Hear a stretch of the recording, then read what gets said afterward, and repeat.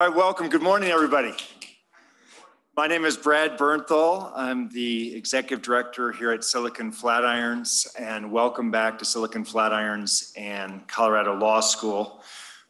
We are grateful that you've taken the time to come here, many of you traveling from across the country and in some instances even further.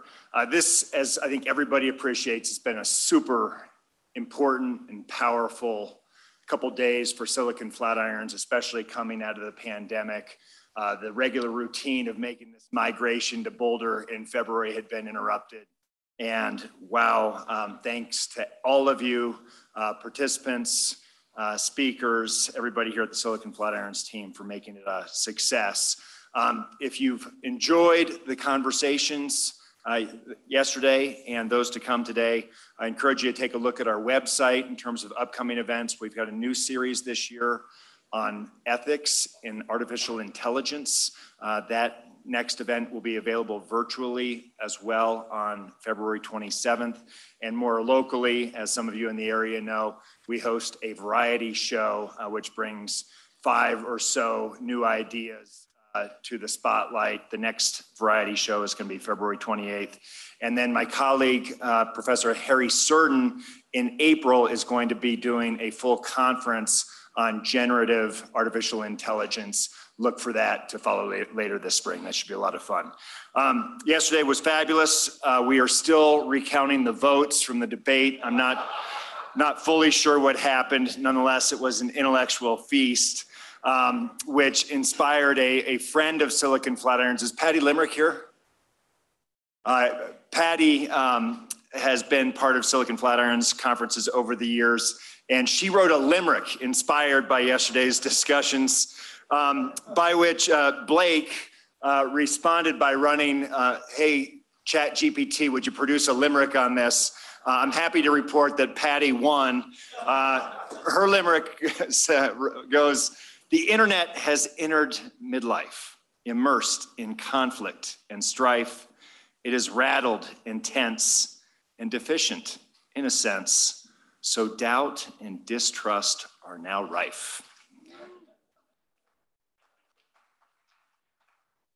If I'd known Patty wasn't going to be here, I'd claim it myself. All right, before introducing Tim, I want to acknowledge the yeoman's work that Blake Reed, along with Lisa Hone, did to set up the intellectual framework for this conference and attract what's really been an all-star cast.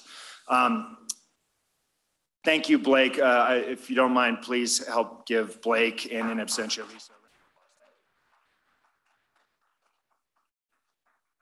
All right, Professor Tim Wu, it is such a delight to have you back here at Silicon Flatirons. He graduated from McGill University, Harvard Law School. He's a triple threat, working in academia, government, and really shaping views as an author and public intellectual. Today, he is Columbia's Julius Silver Professor of Law, Science, and Technology.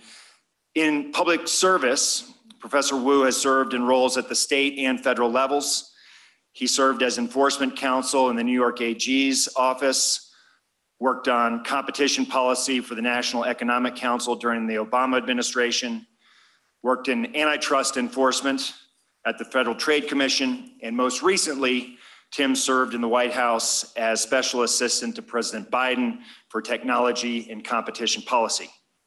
His books include The Master Switch, The Attention Merchants, and most recently, The Curse of Bigness, Antitrust, and the New Gilded Age.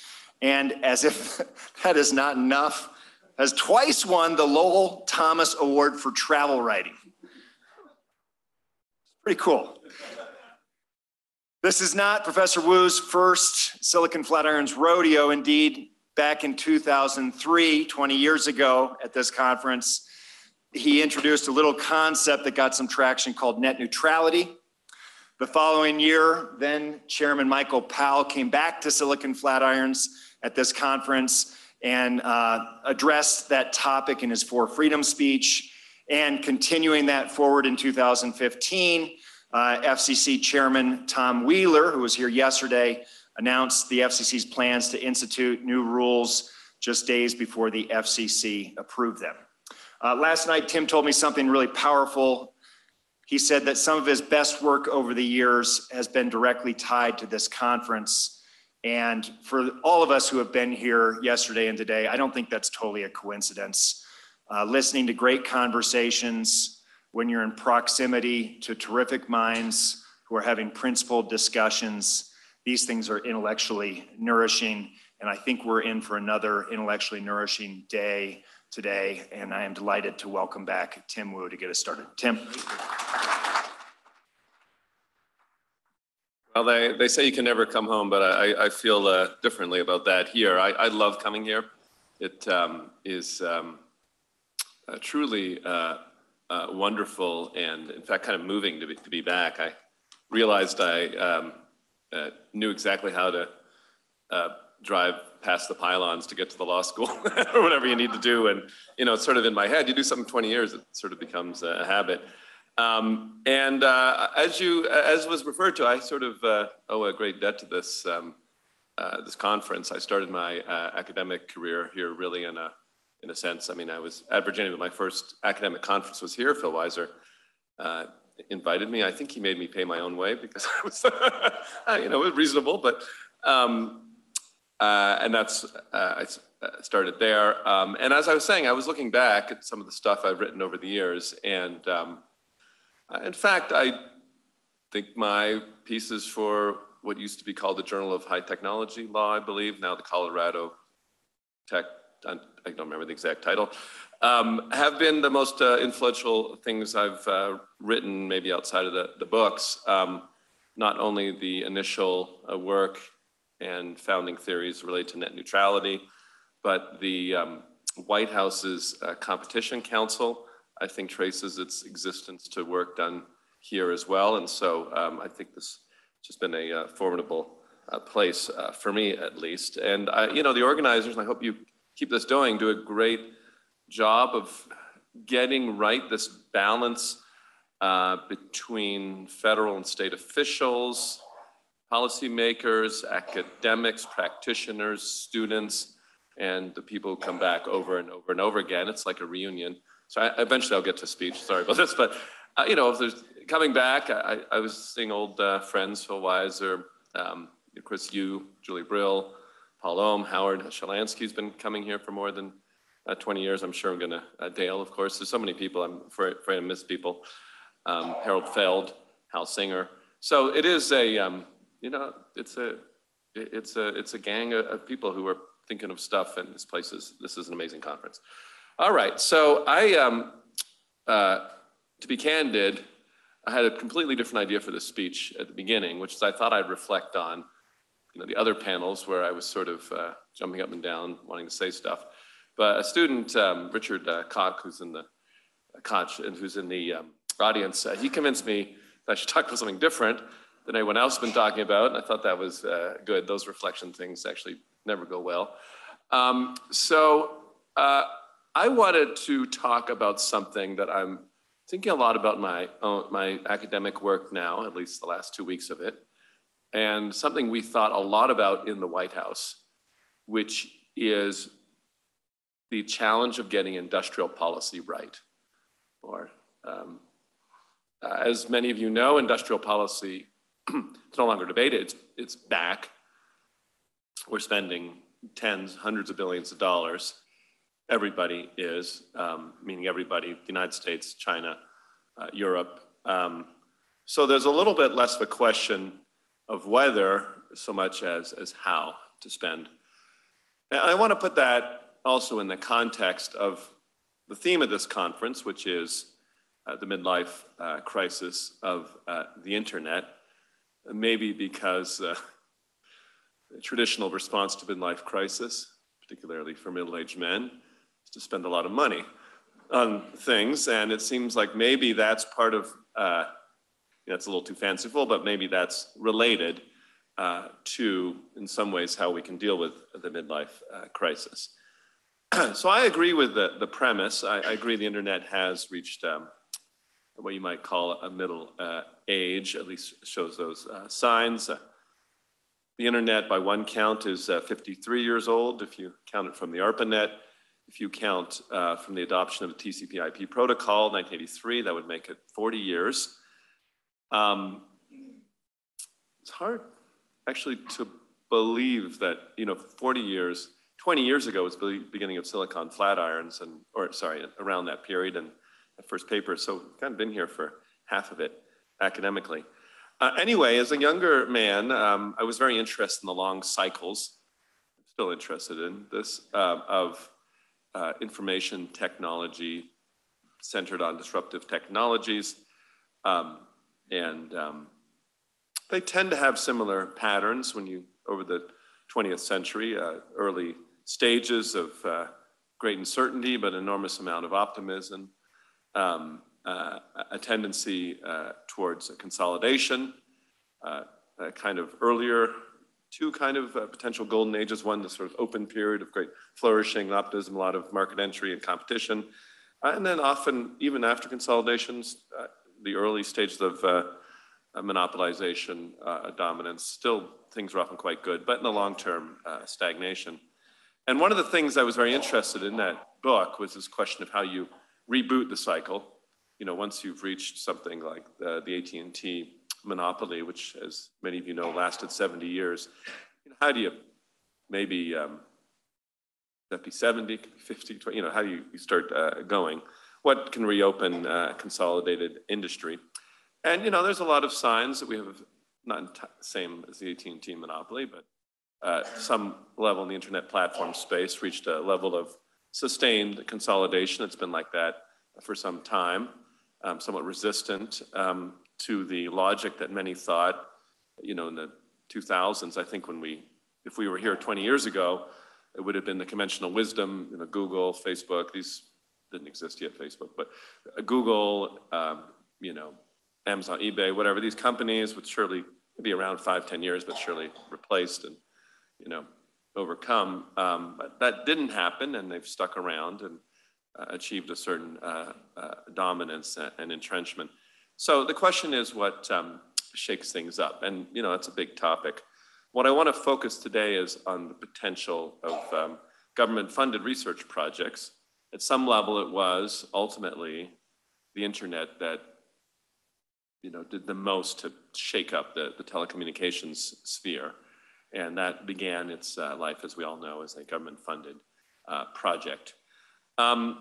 So let me turn to that question of what means and what a good industrial policy looks like. I'm going to try not to spend too long. I wanted to say at the beginning, and I forgot, that I wanted to leave time for questions, and you can talk about, but I also am open to any questions about stuff we try to do during the Biden administration. So no limits on questions. So we are clearly in an era of a renewed interest in industrial policy, as I said earlier. I think in the White House, we didn't quite use the word industrial policy. We called it, quotes, a new industrial strategy for the 21st century. It's pretty close to industrial policy. I'll quote Brian Deese, my old boss at the National Economic Council. We need to show that smart public investment can help unleash innovation, unleash the capacity of our private sector, deliver strong, resilient, and inclusive growth. We must show that our democratic system of government can serve working people in this country better than other forms of government. So I want to get into what a new industrial strategy might look like. And, I say that with a certain, I begin that with a sense from having read the history and noticed the fate of some of these other projects, a sense of caution. There is a track record that many of us are familiar with of countries with big ideas choosing or finding a company or an industry that they sure is going to be the winner, investing a lot of money in it, only to have it not go as planned. Probably the most famous examples of this are the European and Japanese computing industries over the 70s and 80s. As many of you in this audience, or some of you in this audience at least, will know that the Europeans bet hard on films like Bull, ICL, Olivetti, Norse Data. Firms are not the world's dominant firms today. The Japanese made a strong bet in the late 70s, early 80s on something called the fifth generation of supercomputing. And people were sure that supercomputing at the time was, it was based on the best analysis, it was going to be the future, and everyone could see that whoever won the race to supercomputing was going to win the future. And they did, in fact, build a fairly impressive supercomputing technology, but it turned out the personal computer had become where the action had moved to. And Japan also invested pretty hard in mobile phones, but that was successful for a while, but ended up missing out on personal computers, on the internet, on smartphones, and ultimately is not still an important economy, obviously, but it's hard to describe as a technological leader. So things can go wrong when you make these bets, and you can certainly bet on the wrong horse. And if you study technology at all, it's full of surprises. Who would have thought, very romantic, but who would have thought that these guys like Steve Wozniak and Steve Jobs, who look in the 70s, look like a bunch of weird-looking hippie dudes, are going to actually build something that challenges companies like, the French Bull, Italian Olivetti, or not to mention IBM and so forth. So, these do really seem unlikely. That said, there is, and I'd say in Washington right now, a real fear and sense of urgency, some that driven by national security concerns, that to just sort of sit around, hope that private investment will take care of everything is risky. By some count, if you think about AI, for example, well, semiconductors is a good example. Obviously, the United States, as many of you know, had essentially outsourced all its fabrication, most of it to Taiwan. Taiwan is,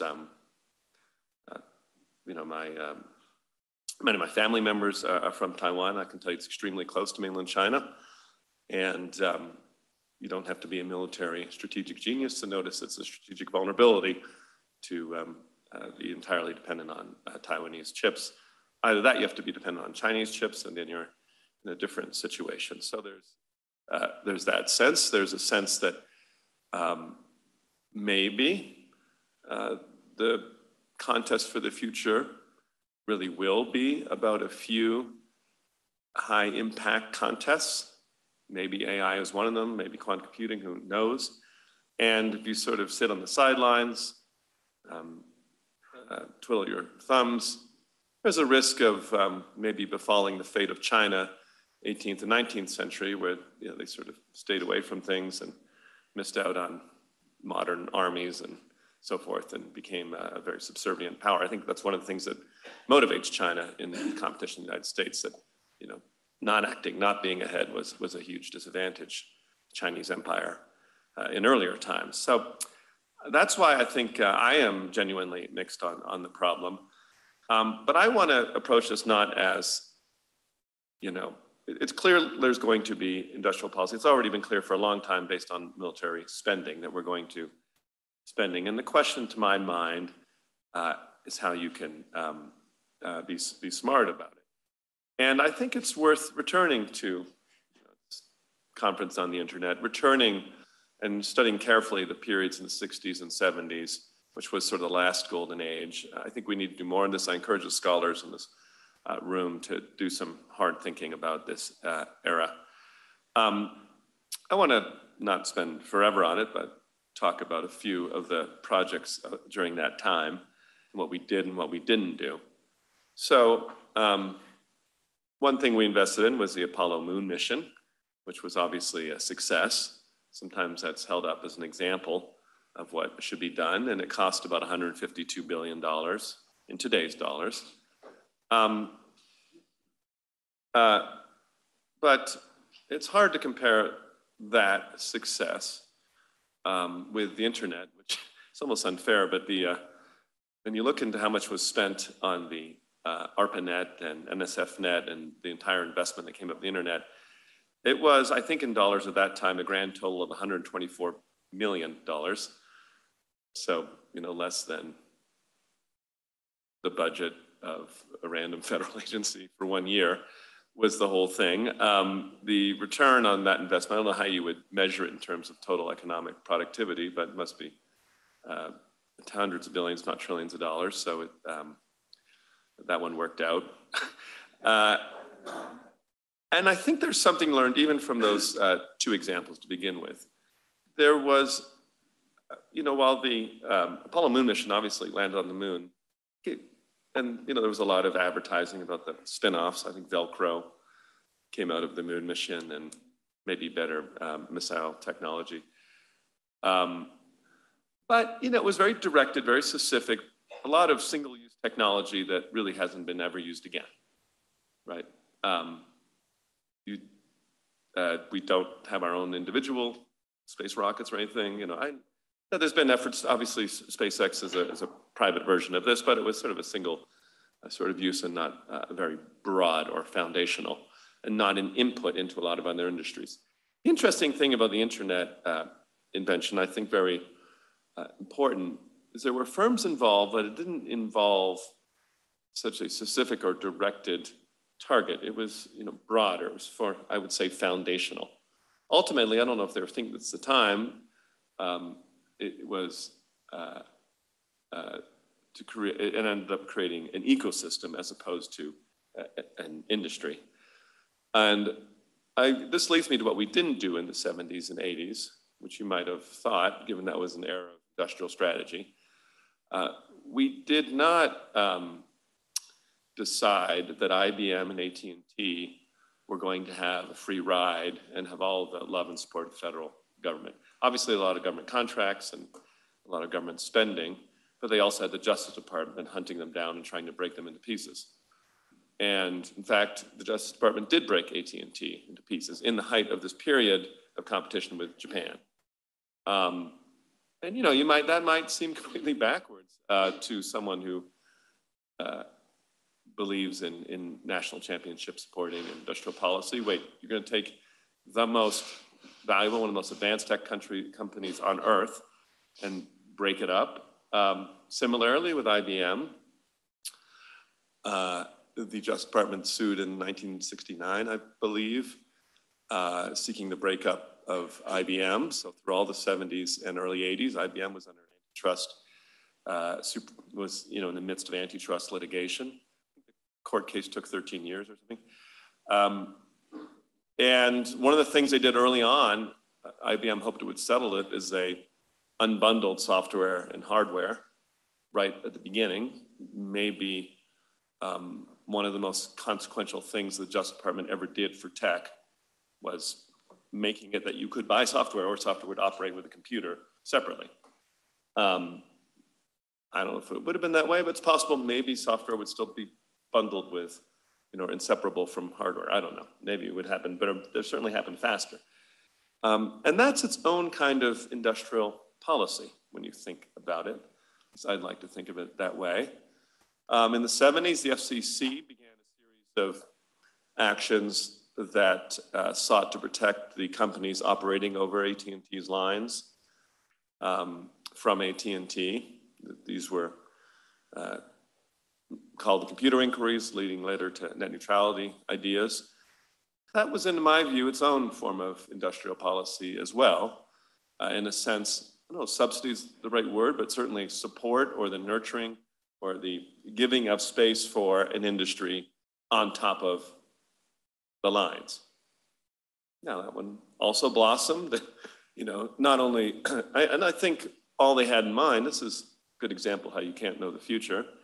I think if you go back and read that, people thought, well, we'll have these maybe we'll have online service providers who offer kind of time, they'd say things like data processing services over AT&T. And then later, well, maybe they'll be like CompuServe, AOL. I know this is ancient history for some of the people in the room, and they may not even know what I'm talking about, but I think a very limited idea of actually what they were trying to do.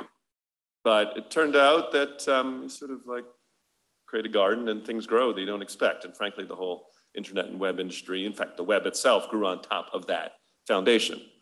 So that's what, my view in good industrial policy you're aiming for. You should be aiming ideally to create ecosystems, not support companies. I guess that's the most straightforward kind of line that I draw. Maybe I have a few criteria for what would be good or bad. Ideally, it should be aimed at creating an ecosystem. The subsidies ideally go to foundational technologies, that is, those that are inputs into a broad range of other economic activities, like broadband, electricity, or the internet, as opposed to sort of the end product the consumer gets. The money should be time limited, not forever, not like a constant, not a opening the tap. And of course, you have to choose the right technology, and that's the hard part. But I think some of what I've said gets into what the right technology is. Let me sort of finish by, ranking some of our own investments to the federal government by this criteria. So one of the things we did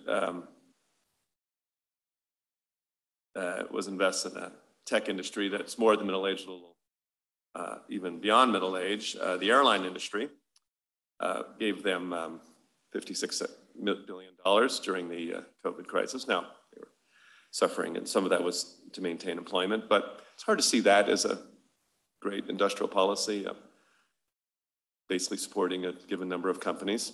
As far as I can tell, they made exactly no innovations in response to that infusion of money. And in fact, there's a lot of trouble seeing what actually happened to that money.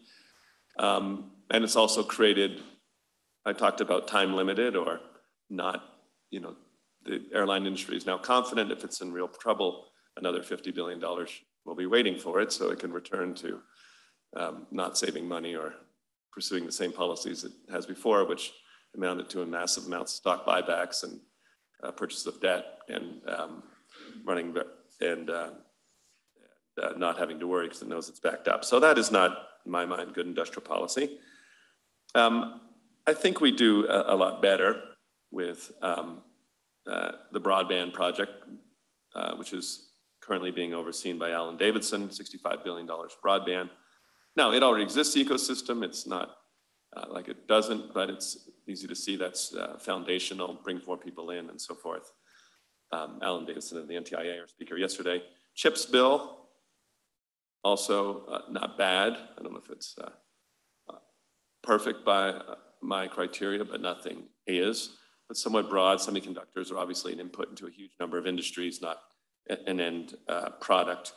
That's still ongoing. I think the challenge there is going to be to create an ecosystem as opposed to give the money to, let's say, Intel or something, which is very tempting, particularly when they say they're going to, give this much. So, and we're also spending a lot of money on environmental technologies. So those are some of my criteria. This is an ongoing project. I think people need to think more about it. I think we need a broader sense of what counts industrial policy, including some of the rules. We should, maybe, depending on the instance, take as a condition. Broadband project has some of this, that if you are going to provide this service, you're not creating a sort of private empire, but you want a public resource can be drawn on by all the companies, or all the companies are taking inputs from this space, as we did with the internet. And, if we do right, maybe we can, by spending money, shake off a little bit of middle age. Obviously, there's a lot of other stuff to do. We talked about the regulatory issue, but let me leave it there. Thank you very much, and I hope we have some time for questions.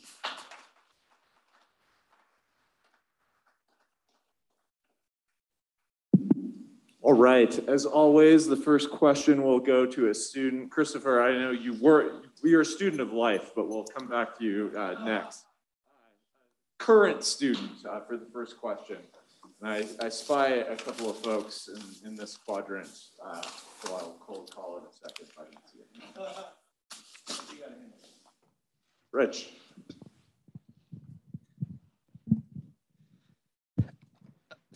Hi, Mr. Wu. Thank you again for coming to speak and the shout out. I appreciate it. Today's question? Just kidding. Yeah, just kidding. Today's information economy is, I think you could say, uniquely American export, at least its current form. Yet in some ways on at least the information privacy side, the EU has set a majority of the industrial policy. And I wonder, from your perspective, A, are there any historical analogs to that? And B, do you see any risks of continuing that course and allowing the EU to set the standard, so to speak, of the industry in certain respects? It's a good question, and I do think it's a challenge or a problem.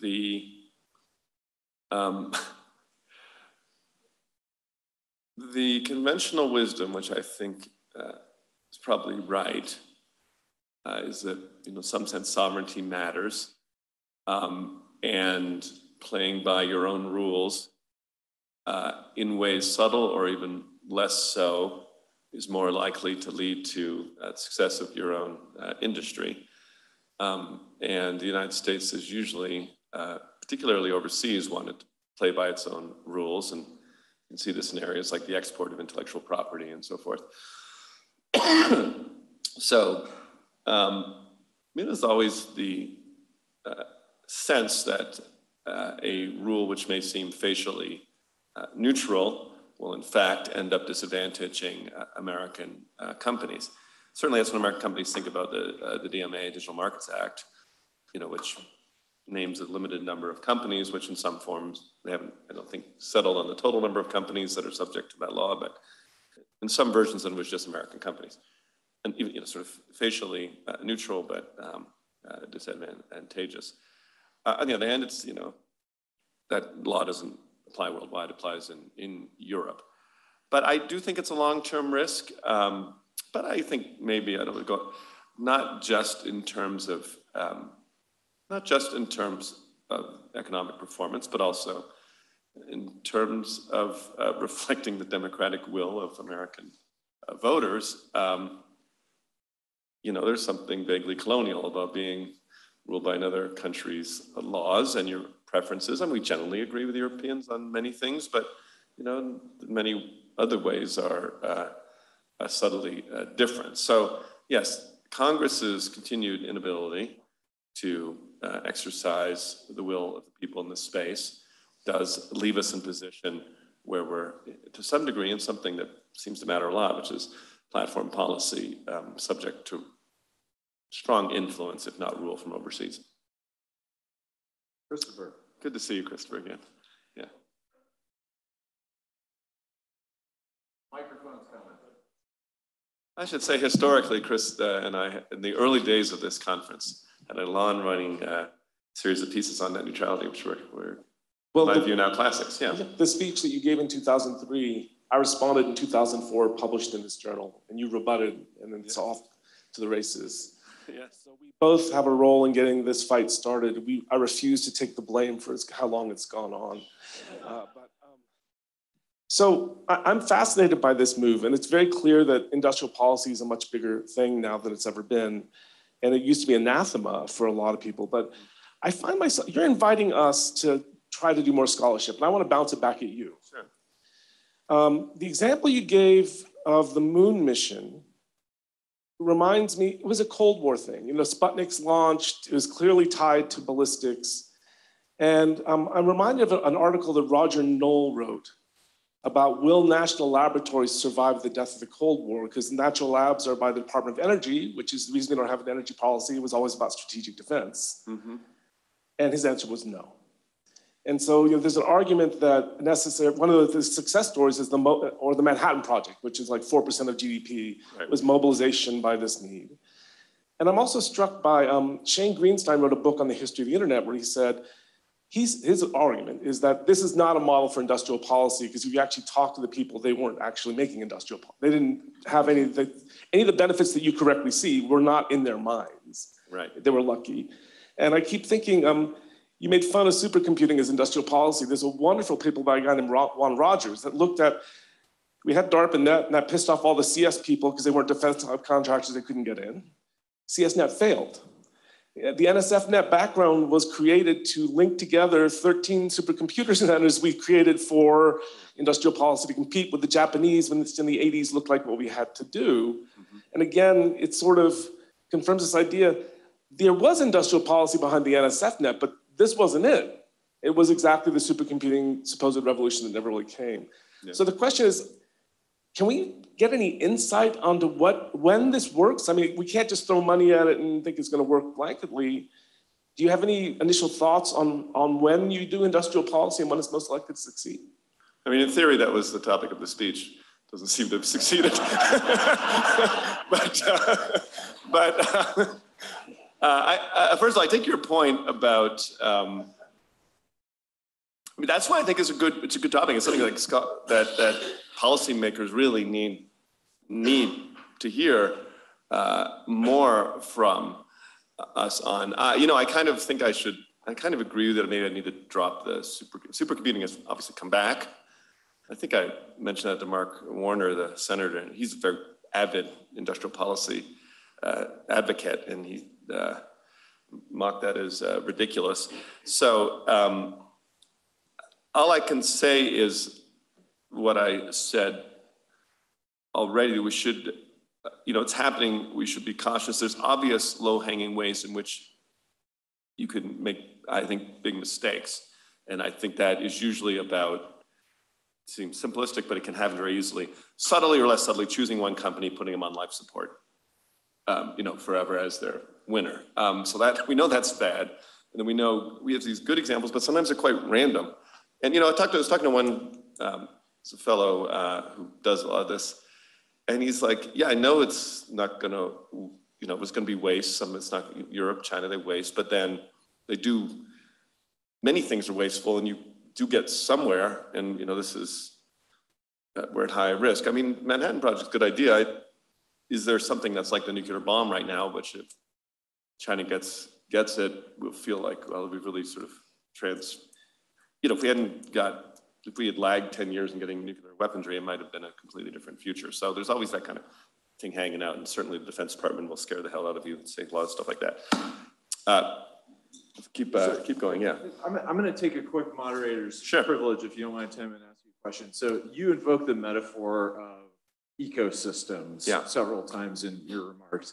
And I wanted to read a provocation from Maria Farrell, who's critiqued this notion of the internet as an ecosystem. And she says, an ecosystem is a set of unbidden organisms and the physical environment with and in which they interact. It's constantly evolving, and the real interest, value, and drive for change all come from the emergent properties of the relations between its many parts. An ecosystem is not the plaything of a pampered princeling like Meta, but a set of living, striving things, both competitive, cooperative, and the place they live.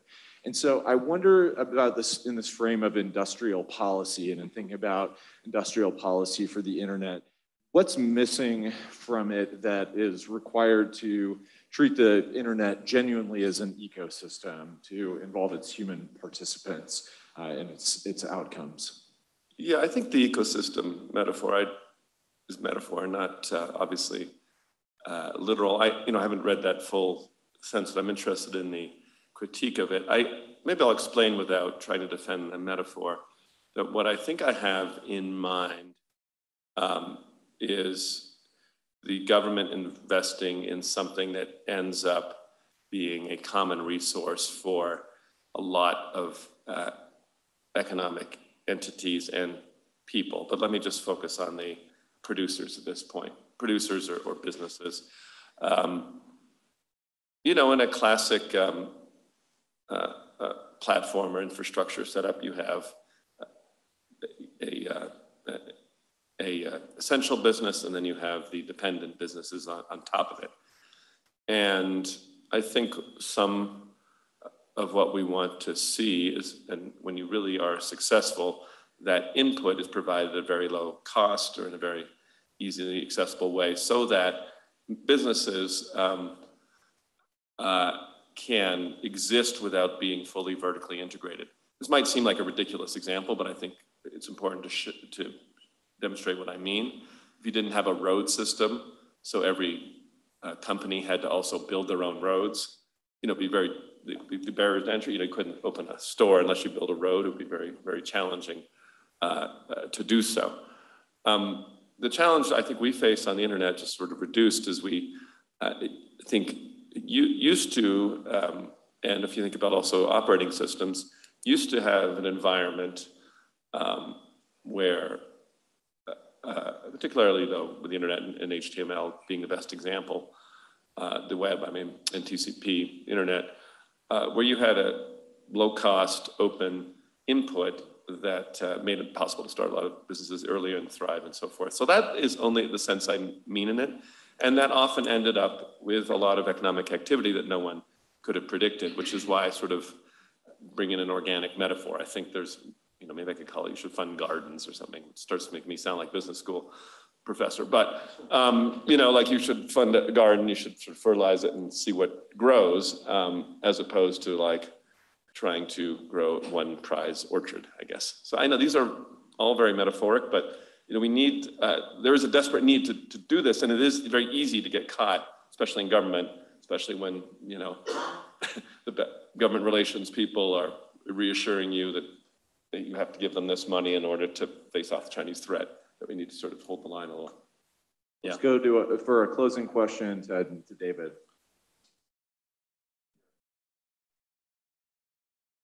Thanks, Blake. I was curious how you would apply some of the kind of principles and thoughts you've laid out on industrial strategy here to the climate crisis, because that seems to me like one of the places where there's the most urgency and a lot of interest.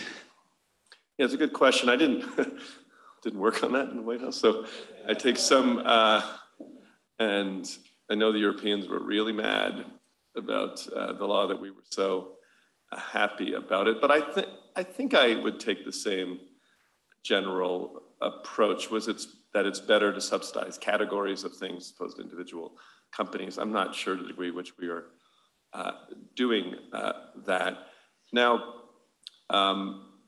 In that, I feel like because it's not my area, I'm going to say something stupid, but I feel that there's a sense that you have, obviously, another value that you're bringing in here. Maybe I can talk about something that, I'll talk about something I do note about that's related to that. So one of the things we funded was,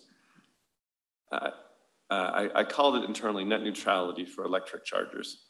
So we spent about $8 billion to fund a network of electric chargers.